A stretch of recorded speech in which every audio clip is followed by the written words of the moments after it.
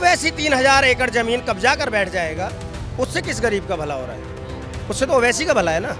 और वो 3000 एकड़ जमीन भी कब जाएगा, फिर उसका भाई आपको धमकी देगा 15 मिनट के लिए पुलिस हटा लो, उसके बाद वो बोलेगा मैं छोटे को रोक के रखा, मैं छोटे को बोल देगा तो छोटा ये कर देगा, वह घंटा कर देगा। देश बांटने वालों की शक्लें पहचान लो, नाम मैं बता देता हूँ। शुरुआत होती है राहुल गांधी सोनिया गांधी से, अखिलेश, लालू एंड पार्टी मतलब तेजस्वी भी, ममता बानो, अरविंद केजरीवाल, आपका वो क्या नाम है स्टालिन, हमारे धर्म को उसका बेटा क्या बोलता है, कोरोना बोलता है। भारत की पहचान मुस्लिम पर्सनल लॉ बोर्ड या वक्फ बोर्ड से नहीं होनी चाहिए, यहाँ पर सनातन बोर्ड क्यों नहीं? नमस्कार दर्शकों, बहुत बहुत स्वागत है आप सभी का हमारे चैनल पॉलिटिकल अड्डा में और मैं हूं आपके साथ शिवानी मंगवानी। तो वक्फ बिल पास होने के बाद लगातार हम इस पर आपको अपडेट्स दे रहे हैं, जो भी नई नई जानकारी आ रही है वो आप तक पहुंचा रहे हैं, किसके क्या बयान है वो भी आपको दे रहे हैं। अब इस पूरे मामले पर दिल्ली की जनता क्या सोच रही है वो हम जानेंगे। तो मेरे साथ सर मौजूद है। सर, सबसे पहले जानूंगी इस बिल पर पास हो गया है, क्या राय है आपकी? बहुत एक अच्छा कदम है सरकार का कि उसने वक्फ की जो असीमित शक्तियाँ थी कहीं ना कहीं उसको कम करने का काम किया है। हालांकि इससे अभी भी पूरा इलाज नहीं हुआ है, बट हाँ ठीक है, भागते भूत की लंगोट ही सही, तो कम से कम कुछ तो इलाज हुआ। कम से कम अब वक्फ अपनी मनमानी वो दादागिरी तो नहीं दिखा पाएगा कि जिस मर्जी प्रॉपर्टी को ये तो नहीं बोल पाएगा कि हाँ ये वक्फ की संपत्ति है। जैसे हमने देखा अभी पीछे उन्होंने कुंभ को भी वक्फ की संपत्ति बता दिया, अभी इन्होंने एंटीलिया का तो केस चल ही रहा है, उसके अलावा बनारस के एक विश्वविद्यालय के ऊपर पे क्लेम कर दिया था कि ये भी वक्फ की संपत्ति है। तो इस तरीके से जो वक्फ की मनमानी चल रही थी, केरला में एक पूरे गांव को इन्होंने वक्फ का बता दिया था, तो ये मनमानी अब रुक जाएगी। ये बहुत ज़रूरी है। दूसरा, वक्फ किसी को अकाउंटेबल ही नहीं था, किसी को ब्यौरा देने के लिए अकाउंटेबल ही नहीं था। जो करना है वो वक्फ ट्रिब्यूनल करेगा, वक्फ बोर्ड करेगा, उसके अलावा सरकार कि से कोई अकाउंटेबिलिटी ही नहीं थी किसी की। कम से कम अब ये जिम्मेदारी तो तय होगी, सरकार जब तुमसे डाटा मांगेगी, जब तुमसे ब्यौरा मांगेगी, तुम्हें देना पड़ेगा। तो ये एक अच्छी चीज़ हो गई है। उसके अलावा जो सबसे माइनस पॉइंट था वक्फ का, वक्फ किसके लिए होता है? गरीबों के लिए, यतीमों के लिए, बेवाओं के लिए।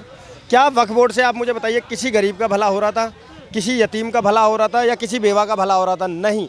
वक्फ के नाम पर कहीं ओवैसी 3000 एकड़ ज़मीन कब्जाए बैठा है, तो कहीं केरला में कोई कांग्रेसी नेता कब्जाए बैठा है, तो कहीं कोई दूसरा नेता कब्जाए बैठा है। यही तो कारण नहीं है जिस तरीके से बौखलाए हुए हैं और बयानबाजी कर रहे हैं? एग्जैक्टली, कारण यही है। कारण यही है कि वक्फ की संपत्तियों पे इन्होंने अवैध कब्जा कर रखा है और वक्फ का नाम देकर, और वो कब्जा इनसे छूट जाएगा। तो ये इसलिए बिलबिला रहे हैं, इसलिए बिलबिला रहे हैं। अगर ये सच में मुसलमानों के हित में नहीं होता तो मैं आपको बता दूं, नरेंद्र मोदी की बीजेपी की सरकार जिसका स्लोगन है सबका साथ सबका विकास, कभी वो ये अमेंडमेंट नहीं करती। लेकिन और इस अमेंडमेंट से मैं आपको फिर बता दूं, कुछ लोगों को लगता है कि हिंदुओं का, अरे भाई साहब, हिंदू का कोई फ़ायदा नहीं है, कोई नुकसान नहीं है। ये जो भी फ़ायदा है वो गरीब मुसलमानों का है। अब इसमें पसमानदा मुसलमान भी आएगा, अब इसमें और भी मुसलमान आएंगे। इन्होंने क्या कर रखा था, सिर्फ वक्फ में के नाम पर शिया और सुन्नी दो बोर्ड है, ऐसे नहीं, अब दोनों का बोर्ड एक होगा, उसमें गैर मुस्लिम भी होगा। जिससे अब कुछ लोग, इसमें एक प्रश्न है कि लोग कह रहे हैं कि वक्फ बोर्ड है तो उसमें गैर मुस्लिम का काम क्या है? अरे भाई साहब, बिल्कुल गैर मुस्लिम का काम है, क्योंकि वक्फ बोर्ड जो है वो गैर मुस्लिमों की भी ज़मीनें तो हथिया रहा है ना। केरला का वो पूरा गाँव हिंदू था जिस पे दावा ठोक दिया, बनारस का वो विश्वविद्यालय हिंदुओं का विश्वविद्यालय है जिस पर पूरा दावा ठोक दिया गया, कुंभ क्षेत्र हमारा था उस पर दावा ठोक दिया गया। तो इसलिए उसमें गैर मुस्लिम होना आवश्यक है। वो होगा तो निष्पक्षता से जांच करेगा, अगर नहीं होगा सिर्फ यही वक्फ वाले यही होंगे तो ये तो जो मर्जी फैसला दे दें, जैसे बहुतों का हुआ है। कई ऐसे पीड़ित मिले हैं हमें पहले भी, अभी हमने एक वक्फ के खिलाफ एक छोटा सा प्रदर्शन भी किया था जंतर मंतर पर। वहाँ पर भी हमने यही मांग रखी थी कि वक्फ को जड़ से समाप्त किया जाना चाहिए, लेकिन जड़ से समाप्त नहीं हो पा रहा है। कोई बात नहीं, कम से कम पहल तो हो गई है। इस देश के अंदर में वक्फ की ज़रूरत नहीं है मैडम, नहीं है वक्फ की ज़रूरत।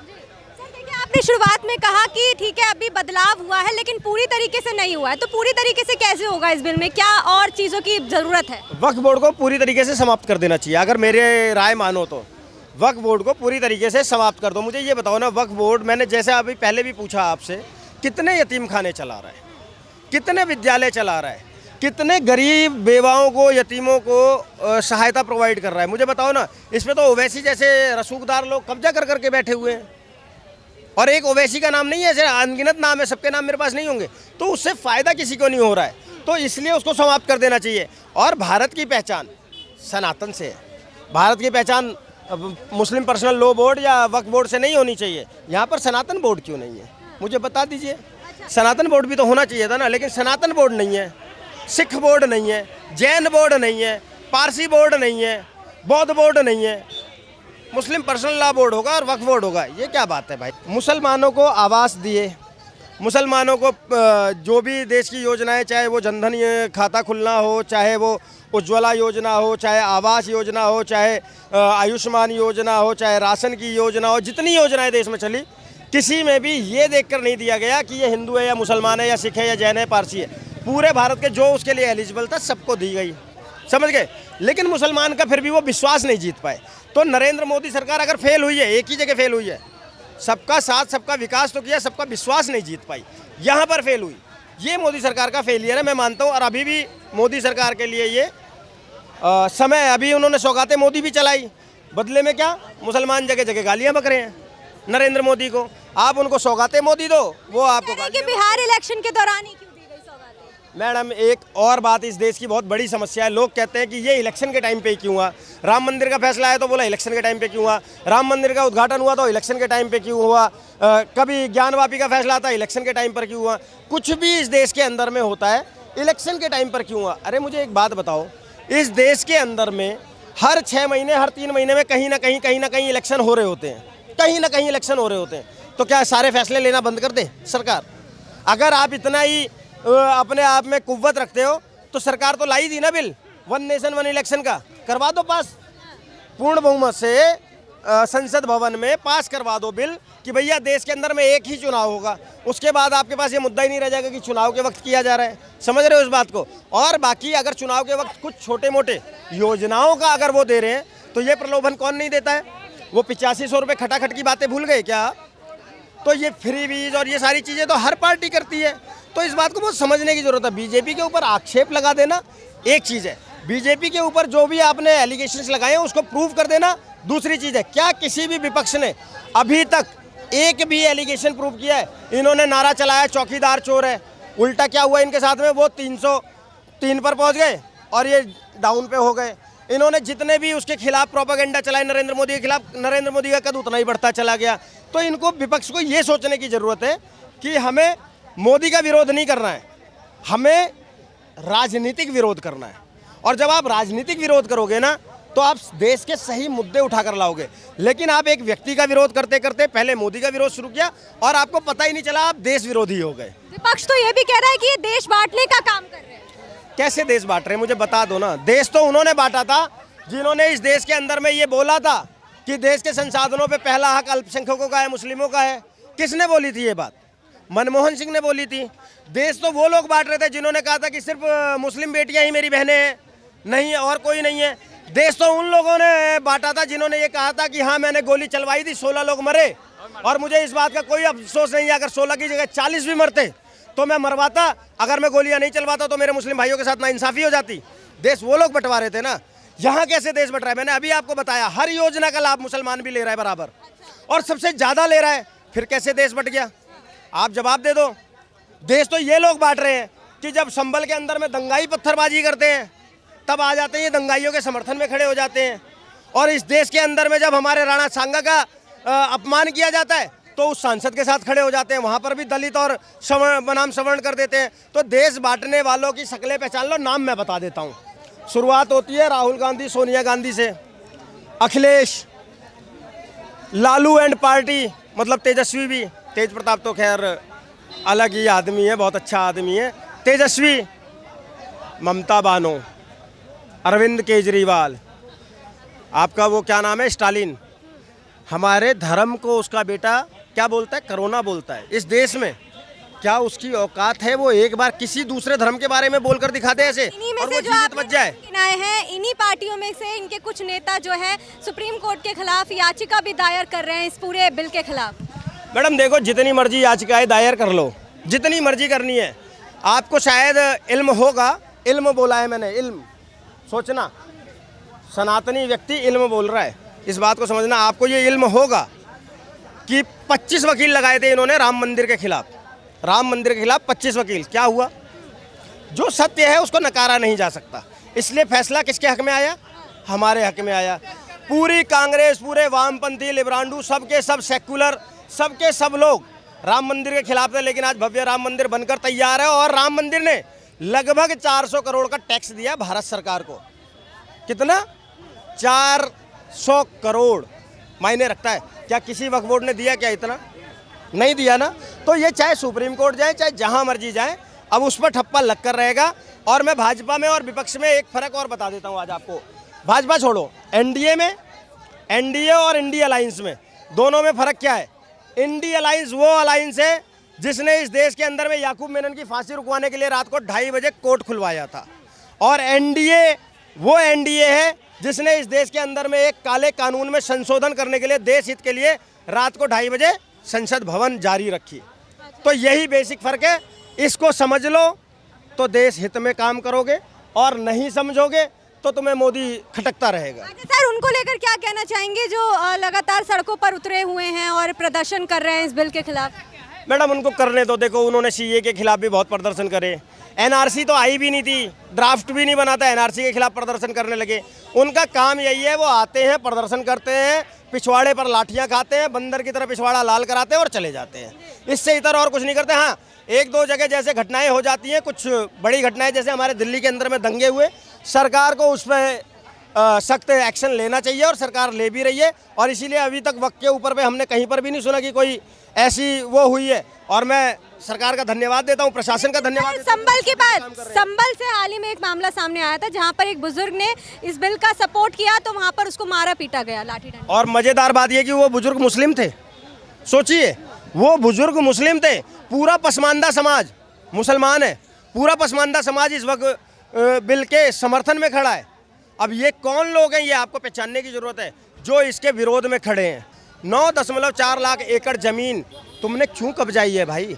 पाकिस्तान से ज़्यादा जमीन वक्फ बोर्ड के पास होना, ये क्या इंगित कराता है?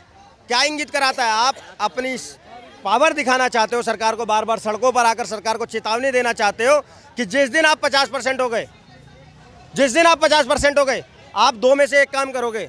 या तो कश्मीर की तरह यहाँ पर तलवार दिखाकर बोलोगे कि कन्वर्ट हो जाओ, और नहीं तो आप दूसरा देश मांग लोगे। बोलोगे कि हमें 3% वालों ने मांगा था मैडम देश, और क्या बोला था? लड़कर लेंगे पाकिस्तान, और लिया उन्होंने पाकिस्तान। नेहरू और गांधी ने दिया उनको पाकिस्तान। उसके बाद भारत में 9.4 लाख एकड़ जमीन वक्त के पास क्या कर रही है? मुझे जवाब दे दे कोई जवाब नहीं देता।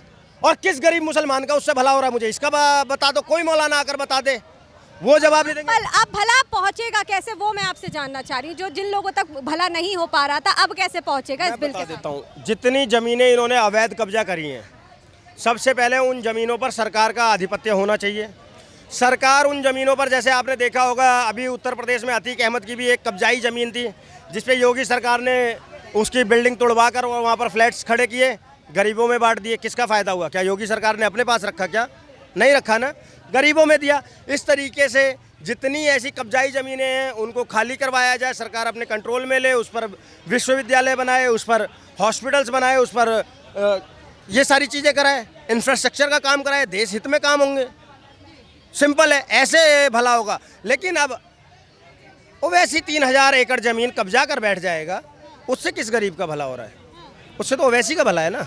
और वो 3000 एकड़ ज़मीन भी कब जाएगा, फिर उसका भाई आपको धमकी देगा कि 15 मिनट के लिए पुलिस हटा लो। उसके बाद वो बोलेगा मैं छोटे को रोक के रखा, मैं छोटे को बोल देगा तो छोटा ये कर देगा, अब घंटा कर देगा। वक्फ बोर्ड पर सर बात कर रहे हैं, वक्फ बिल जो पास हुआ है उस पर हमारी चर्चा चल रही है, इस पर आप क्या सोचेंगे? वक्फ बोर्ड ठीक है, सरकार ने ये किया। भाई साहब ने बोला गरीब मुस्लिम को ये होना चाहिए। गरीब मुस्लिम के माइंड में क्या चल रहा है, ये माइंड उनका आप भापिए पहले। गरीब मुस्लिम का भला करने का, लेकिन उनके माइंड में क्या है, ये काफिर, इसको मारना, ये करना। तो उसका माइंड चेंज कैसे होगा? मोदी जी लाग कर ले, उनका वोट मिलेगा नहीं। क्यों? उनके मोदी जी वोट के लिए कर रहे हैं? नहीं, मोदी जी वोट के लिए नहीं, सबके भलाई के लिए कर रहे हैं, सबका साथ सबका विकास। लेकिन उनके माइंड में क्या चल रहा है ये तो आप पहले पता कीजिए। आपके हिसाब से क्या चल रहा है? नहीं, उनके माइंड में क्या है, उनके जो बड़े बोलते हैं वही सुनते हैं। मेरे कहना, कोई भी है, कोई भी छोटे तबके का मुस्लिम है, उससे पूछे वक्फ बोर्ड, उसको मालूम ही नहीं वक्फ बोर्ड क्या है। हमारे बड़े ने ये बोला मुस्लिम के खिलाफ है, प्रदर्शन करो। तो उनका माइंड लेवल जो है ना, माइंड लेवल जो है उनका, उसको पहले आप भापिए, इनके माइंड में चल क्या रहा है। माइंड वॉश किया जा रहा है, मतलब अभी ये भाई साहब ने बोला पाकिस्तान वो लोग लड़के ले लिए, पाकिस्तान लड़के ले लिए, ठीक है, जो भी हुआ ठीक है, लेकिन उनका माइंड लेवल, पाकिस्तान का मुस्लिम, इंडिया का मुस्लिम माइंड लेवल वही है, गलत हुए नहीं है। आप कुछ भी लड़िए, गरीब मुसलमान ये करके, गरीब मुसलमान को आप पढ़ा लिखा के ऊपर लाइए, आपका ही गला काट देगा। क्यों, ऐसा क्यों है? उनका माइंड लेवल जो है। यहाँ पर थोड़ा मुझे क्लैरिटी देना पड़ेगा। भाई साहब ना बातें तो अच्छी कर रहे हैं, लेकिन ये मुझे थोड़ा सा गलत प्रोजेक्ट कर रहे हैं। भाई साहब सुनिए, आप इंद्रेश द्विवेदी नाम है मेरा, मेरी जाकर वीडियोस देखिएगा। पहले सुनिए तो सही, आपने बोल लिया, सुनिए। मैं किसी का समर्थन यहाँ पर नहीं कर रहा हूँ, मैं बहुत सिंपल में, मुझे वक्फ बोर्ड के खिलाफ जो बात है उस पे मैं पूछ रहा हूँ कि क्या किसी का भला किया क्या। बाकी तो आप कन्हैया लाल दर्जी पर मेरी वीडियो देखिएगा, आपको पता चलेगा।